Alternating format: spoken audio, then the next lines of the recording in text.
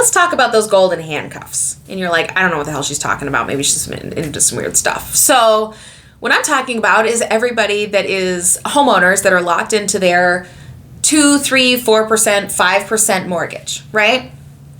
It is the I would move if. I will move if. I will move if rates come down. I will move if I can find the right house, and it doesn't cost me double my mortgage to do that. There are so many people in that situation. I wouldn't say half. I would venture to say a third of homeowners that aren't happy with what they bought in COVID, that they had to compete for and bid for and waive inspections on and everything else. It's the boomers that are in their house, that have been in their house for 30 years, that don't want 3,000 square feet or 3 floors to take care of, or a quarter acre, half acre lot. It is those that are on a fixed income, that property insurance is going up, taxes are going up, and they're like, I can't afford to pay my monthly pay, not even monthly payment, the houses are paid off. I can't afford to pay my taxes and insurance and maintain this house. I need less. They're the people that had a baby in the last 3 or 4 years, that work from home or need a home office, or mom or dad needs to move in, or something in life changes. All of those people are, I would sell if, right? I would sell if the rates come down. I could sell if I could find the house I wanted and do a single move and life wasn't absolutely nuts with tiny humans or family or work or whatever. I would move if something closer to my job came up, because now I have to go back into the office, maybe not full time, but half time or something like that. Now my commute is crazy again, even though it wasn't supposed to be, because life changes. And there's so many people in that situation. So what do you think happens when rates come down? That I would move if, that pain point, that friction point of going from a 3% to a 7%, and instead of just going to 5%, well, that's worth it to me. It's worth $600 a month. It's not worth $15 or whatever. So that significantly not only impacts supply, because those people are willing to move, but they got to move somewhere. They got to go buy something else. That impacts demand too. And there's so much of that. So much of that as soon as there is any major changes in the rates, it's going to get nuts. It's just going to get nuts. If there's any significant impact in the rates, like dropping 2%, then hey, your refis are going through the roof. And all those people that bought at 6 or 7% are like, yeah, I'm going to go refi down to 5 and I'm going to save myself that $1,500 a month or $800 a month or whatever. So the golden handcuffs are brutal right now. And that is what is severely restricting our supply as a nation. But you know who doesn't have a choice of just sitting and waiting until the rates come down? Commercial properties. Because most of your commercial properties, and I'm talking your apartment complexes, your larger, pretty much apartment complexes, but your larger multifamily buildings that are on a commercial loan. Because those commercial loans are not 30-year notes that they can just ride it out. They are 5-year balloon payments.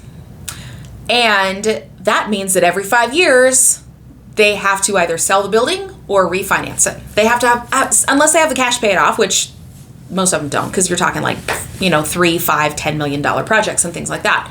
So when they are forced to refinance, all of those golden handcuff loans, they are forced to increase their rate from 4% to 8%, because your investor rates are always going to be a little bit higher, right? Because it's higher risk, it's a different lending portfolio, all those kinds of things.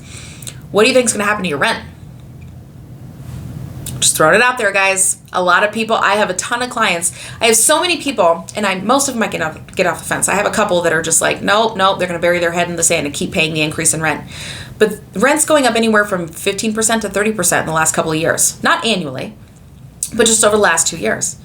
When the rest of those 5-year notes come due and all those commercial loans are at a higher cost, and now they have to, as soon as the lease renewal comes up, they have to honor those leases, and as soon as those lease renewals come up, boop, your rent goes up, and you're like, oh my gosh, rent just went up $400 on my $2,500 a month apartment, because that's not unusual here for a 3-bedroom apartment. So, or townhouse or something else. So when those rents come due, sorry, my screensaver's distracting for me. When those rents come due and those costs go up, that gets passed along to you. Well, then you look at buying a house and you're like, oh man, well now the rates are 6%, so okay, they're not as bad, but now I have to compete to buy a house. Screw it if you do, screw it if you don't. I hate to say it, and it's coming. I could see it coming, and I'm trying to warn people. So get ahead of the curve. Don't chase the ball just because you see everybody else chasing something. You don't even know what you're chasing. Don't wait until everybody else does something before you feel comfortable doing it, because there's enough people doing it. You're like, well, at least if they're dumb, we're all dumb together, and then maybe somebody will help us.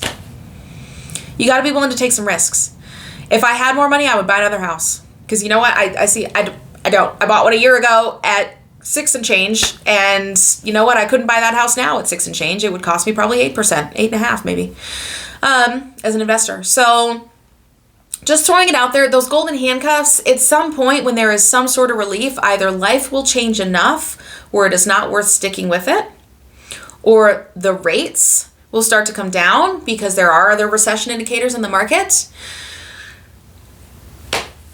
But those people are going to move at some point, because life changes enough, or you fall down the stairs and die because you weren't willing to lose your 3% mortgage and get rid of your stairs when you're 80 years old. It's crazy what people are putting themselves through right now. So just putting it out there. If you want some help with it, if you want an opinion, call me. I've got an appointment link down below. If you're wanting to sell but you're not sure how to do it, I have clients that are in that scenario, and some of them are just choosing to wait. And I'm like, guys, you can wait, but you're just going to wait to do the same thing everybody else is going to do, and then when everyone wants to do it at the same time, it gets more expensive. So let me know how I can help. I do very well in competitive offer situations. I would rather do well leveraging for buyers and sellers and being able to negotiate versus advising on how to win an auction. I would much rather advise on how to negotiate than how to win an auction. Everybody wins when you have a little bit of leverage. So anyway, thanks so much for the time. Thanks for listening to my rant on the golden handcuffs. Let me know if you have any questions or comments. Leave them down below. I'm really curious what I see on this, but I'm out there in it every day, guys. It's crazy to see, and it's crazy to see the tsunami coming into the shore, and can't avoid it. So thanks so much for the time. If it was helpful, hit the like button. If you're liking my videos, subscribe to my channel, liking my rants. I'll say that, liking my unedited rants. Subscribe to my channel, and y'all have a good one.